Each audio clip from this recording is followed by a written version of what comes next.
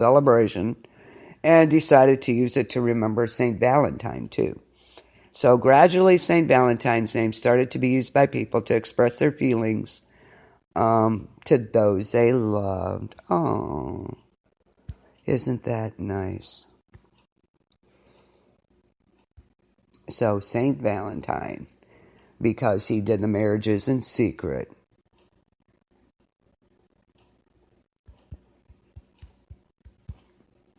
So nothing special going on, not for me either. So how did the Cupid come about? Yeah, I know, right? Oh, everybody go, oh. Okay, we're done. Um,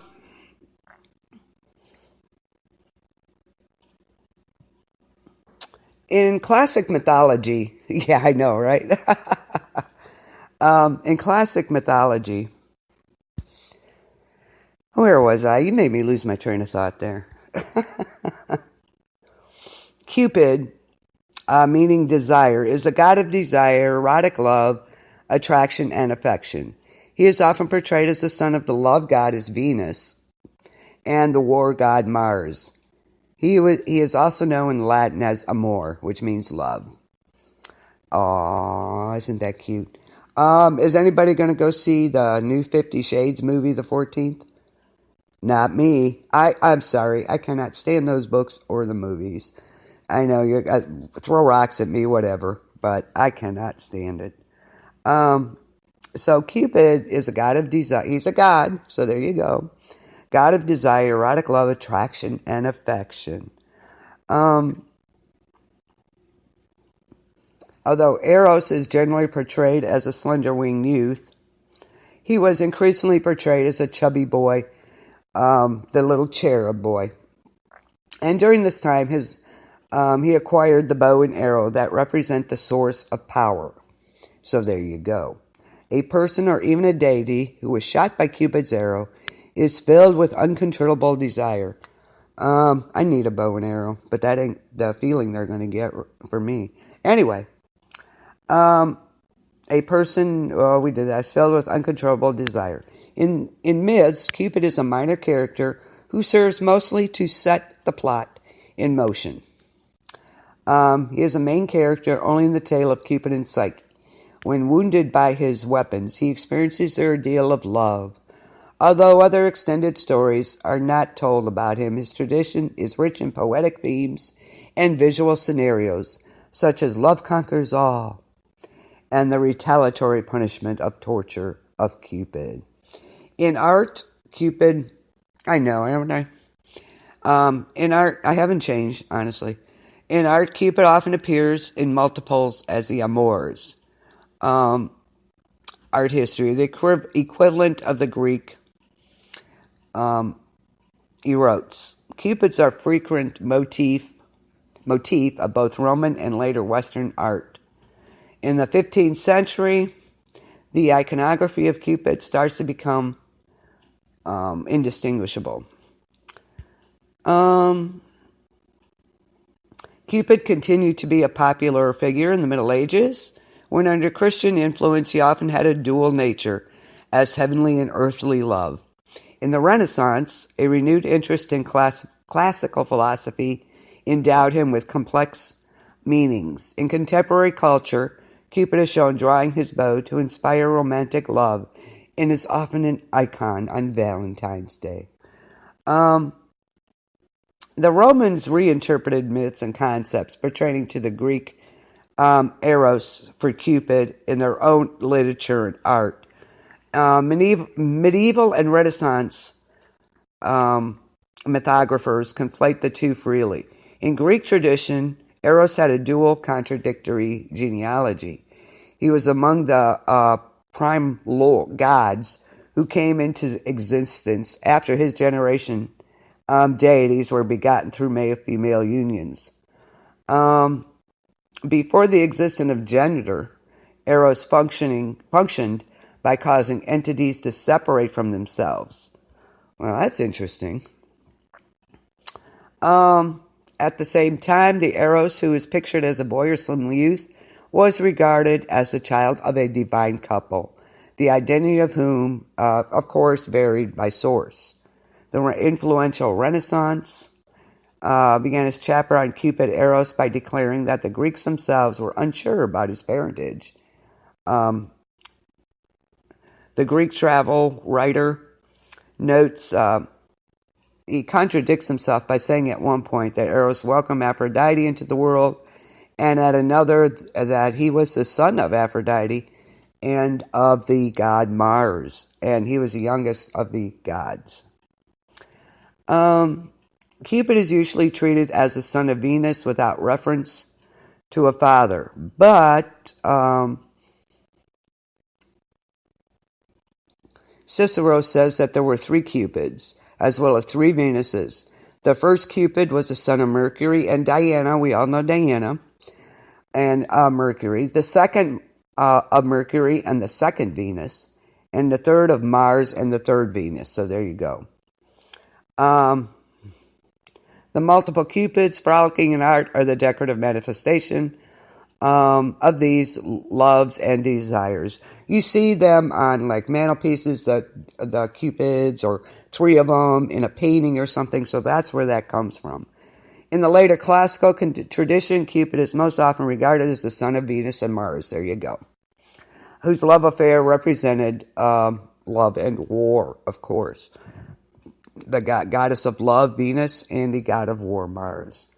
The duality between the primordial and the sexually conceived Eros accommodated philosophical concepts of heaven and earthly love. So there you go. Isn't that nice?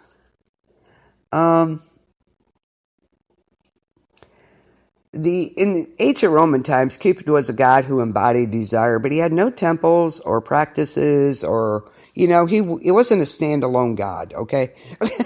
Basically. He didn't have temples raised to him like Venus and Zeus and, Aphrodite and all that. So, he had none of that, such as Venus, whom he often accompanies. He's kind of a side figure to her. Well, he's supposed to be his son, so there you go.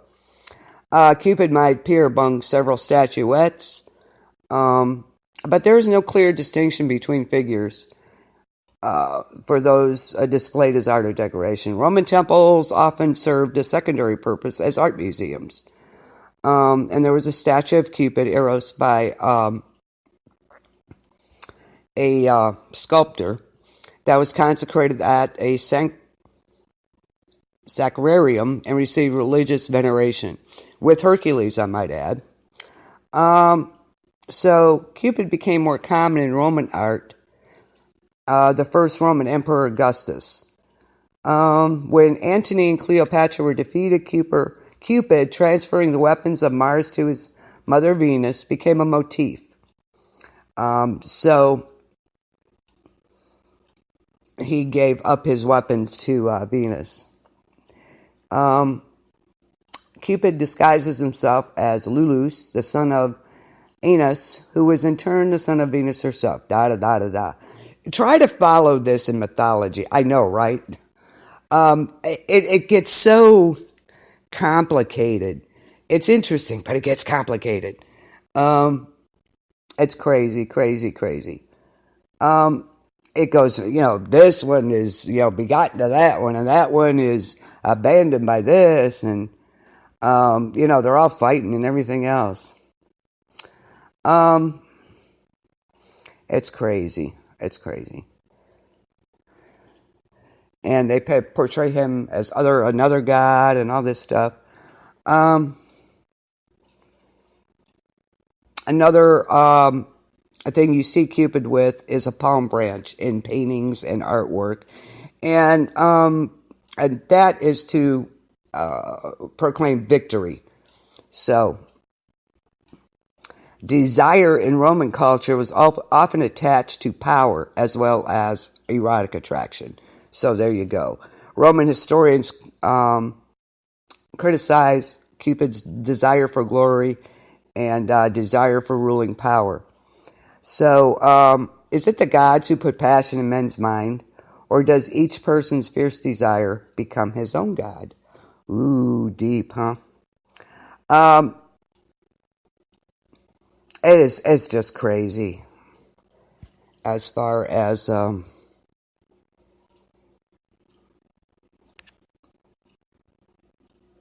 this stuff about all the gods and everything. It's crazy, crazy, crazy. Are you going to go see the new 50 Shades Freed? Not me. Not me. Not going to happen. Does anybody like? I know there are some who like the 50 Shades books and movies. I am not one of them. I'm sorry. I'm going to go.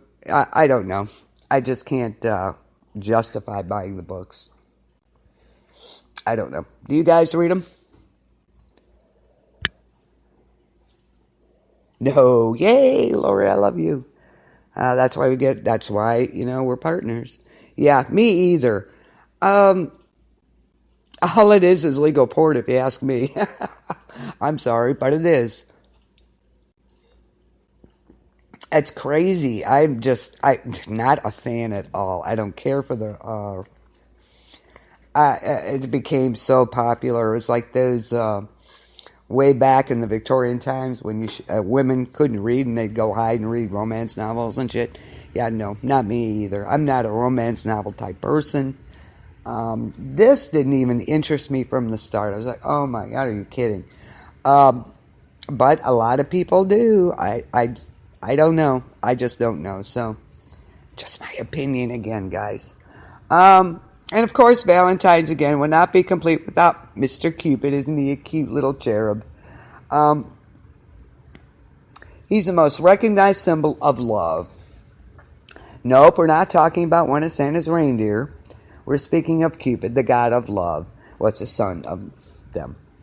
It is said if Cupid shoots his arrow of love and hits you, you will fall helplessly and madly in love with the next person you meet.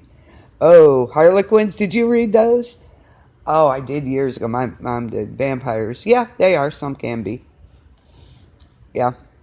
Did you read the Harlequin books? Oh my God, I forgot about those. Yes.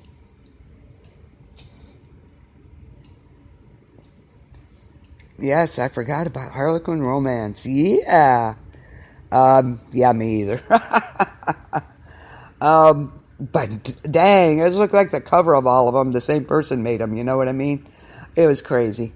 So hopefully Cupid, my mom, I think did. That's what started her. She loved Agatha Christie, though. It was her favorite. In Roman mythology, Cupid is the son of Venus, the goddess of love, and the son of Mars, who is the god of war. Sorry. Cupid fell madly in love with another god, despite his mother's jealousy over her beauty, and he married her. He also told her to never look at him. He visited her only at night. Her sisters convinced her to look at Cupid despite his warnings, so she lit a lamp one night so she could see him. Cupid left her.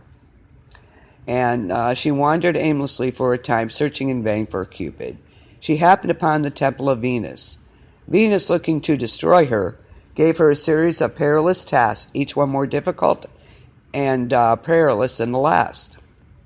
Her final task was to deliver a little box to the underworld and get some of the beauty of one of the other goddesses. She was warned not to open the box, but again, curiosity. Oh, Ellery Queen, I love that show. My mom loved that show. She absolutely did. I did too. That was a great show. That was an excellent show. They need to bring that back.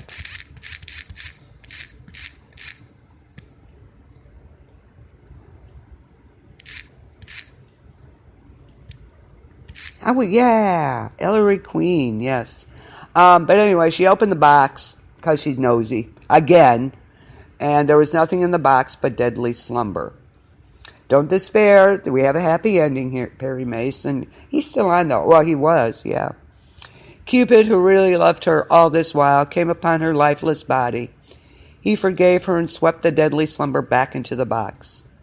The gods then made her a goddess. The goddess Psyche.